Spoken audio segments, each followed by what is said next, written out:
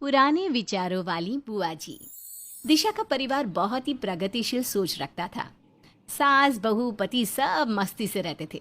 लेकिन एक बार, अरे दीदी, इतने सालों बाद कहाँ चली गई थी आप?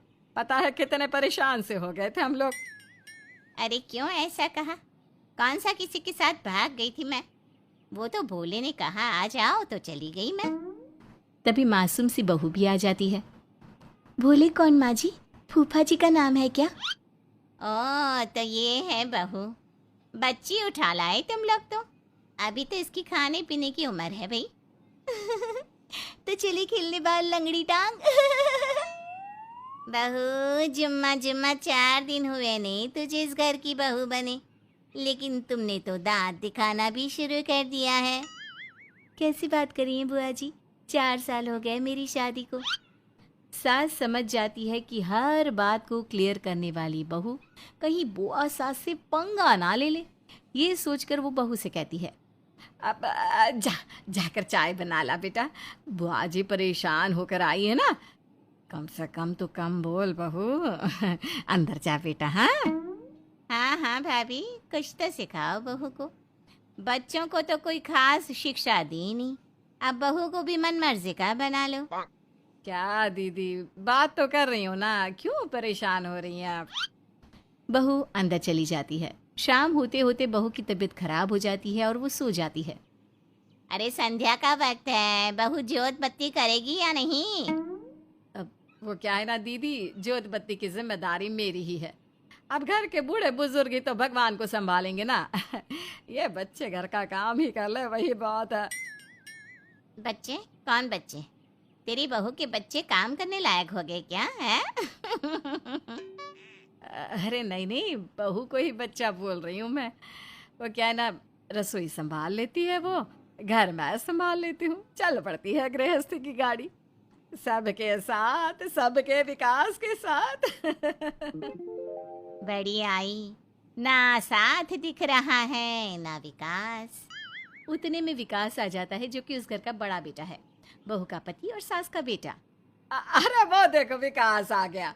विकास आजा बेटा, बुआ के पास बैठ जा। आ बेटा बैठ जा। और बता, कैसी चल रही है तेरी नौकरी चाकरी? सब ठीक तो है ना? हाँ बुआ जी, लेकिन आप इतने साल से कहाँ चली गई थी? सब कितने परेशान है पता है आपको? हाँ हाँ, क्यों नहीं, सब जानती हूँ मैं। वो क्या है ना, ईश्वर के चरणों में ध्यान लगाने के लिए चली गई थी मैं। तभी बहू आ जाती है, अलसाई सी ऊँघते हुए। ये जी कब आए आप? रुकिए मैं चाय लाती हूँ आपके लिए। रुक, रुक जा। पहले हाथ मुंह पैर धो, फिर जाना किचन में। घर को शुद्ध करके रखना जरूरी है, और खुद को भी। हाँ लेकिन मैं तो अपने कमरे से आई हूँ। तो क्या बिस्तर पर कैसे कैसे पैर रखकर चढ़ जाते हैं, क्या क्या करते हैं, सब तो पता है तुझे। जा जाकर हाथ धो। और हाँ, मेरे पैर ना छुआ कर बार बार गंदे हाथों से। ये बोलकर वो विकास की पीठ पर हाथ फेरने लगती है। तुझे देखती हूँ तो पापा और भैया की याद आती है। तू तो मेरे गले लग जा बेटे। पर बुआ जी वो तो बाहर से आ रहे हैं, और बाहर तो। अरे बहू, जा जाकर ना हाथ पैर धो कर आ, चाय लेकर आ। बहू समझ जाती है कि सास उसे कह रही है कि बेटा 2-4 दिन की बात है, झेल ले, फिर ये भी चली जाएंगी। बहुत चपर चपर चपर जबान खुलवा दी है तुम लोगों ने इसकी। अरे इतना कौन बोलता है जी। खैर, हम लोगों को क्या है, जीवन भर तुम लोगों को ही झेलना है ऐसी बहू। बेटा किसे ब्याह लाया तू? विकास भी चुप रहता है। उसे बुआ की आदत पता होती है कि कोई भी बात उन्हें बुरी लगी तो बुआ घर आना जाना सब छोड़ देगी। उधर बहू की तबीयत खराब हुए 3 दिन हो जाते हैं। एक दोपहर, बहू, आ बहू, जरा बुआ जी के लिए खाना तो लगा दे बेटा। हाँ माँ जी ला रही हूँ। वैसे मुझे ना बहुत नींद आ रही है, कमर भी दर्द के मारे कटी जा रही है। हो सके तो आप ही लगा दीजिए ना खाना। अच्छा बहू ठीक है, मैं ही रोटी सेक देती हूँ, तो आराम कर ले। वैसे भी अभी तो सास के शब्द पूरी तरह से जबान तक भी नहीं पहुंचे थे कि बुआ सास जोर जोर से चिल्ला पड़ती है। अरे चलो, हम ना खा रहे हैं आपके हाथ की रोटी, न चावल, ना खाना। बहू ही खाना बनाकर खिलाएंगी तो खाएंगे, नहीं तो रहनी दो। अरे खाना तो उसी ने बनाया है दीदी, मैं तो सिर्फ 2 रोटी सेंक रही हूँ। बोल दिया सो बोल दिया, नहीं तो हम चले घर। सास फिर बहू को आवाज़ देती है और उसे ही खाना लगाने को कहती है। बहू भी समझ जाती है कि सास पर प्रेशर होगा। वो फटाफट किचन में जाती है और खाना बनाने लग जाती है। तभी सास की फिर से आवाज़ आती है। बहू, वो क्या है ना, तेरी बुआ को मेरे हाथ का आम का अचार भी पसंद है, तो वो भी रख देना एक एक। बहू अचार भी रख देती है और ले आती है थाली बुआ सास के सामने और कहती है, माँ जी आप जानते हैं अभी मेरे पीरियड्स पूरी तरह से ख़त्म नहीं हुए हैं। आप प्लीज़ मुझे अब सोने दे, मेरी कमर टूट रही है।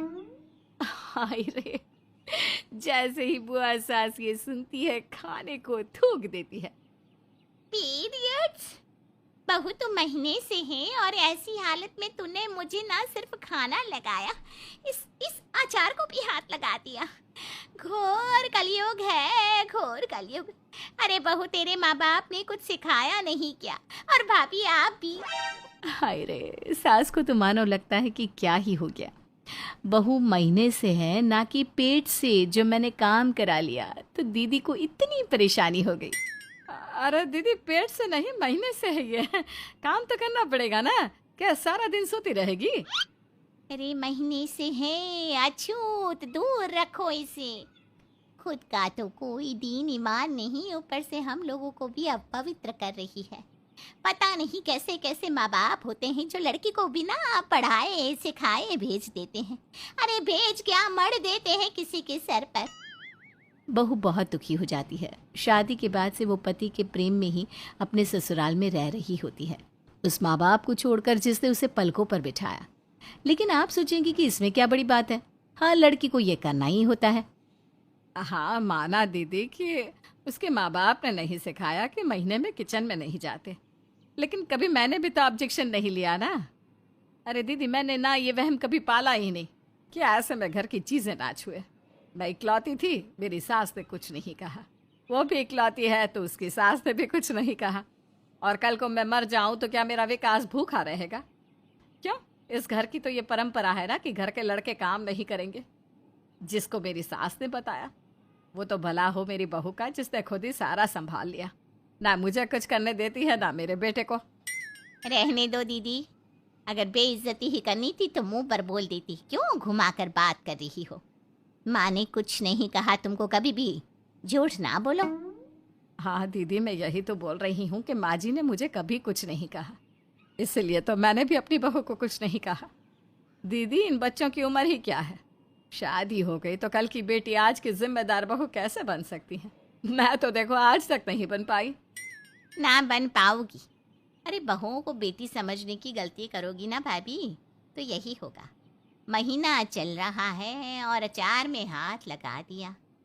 अरे हाथ धोकर ही लगाया था। वैसे भी दीदी, कभी गंदे हाथ से अचार छू कर देखो, वैसे भी खराब हो जाते हैं। तुम पागल हो गई हो, बिल्कुल पागल। मैं जानती हूँ तुम क्यों बहू को इतना सर पर चढ़ा रही हो। डर रही हो कि कुछ कहोगी तो घर से बाहर निकाल कर फेंक ना दे।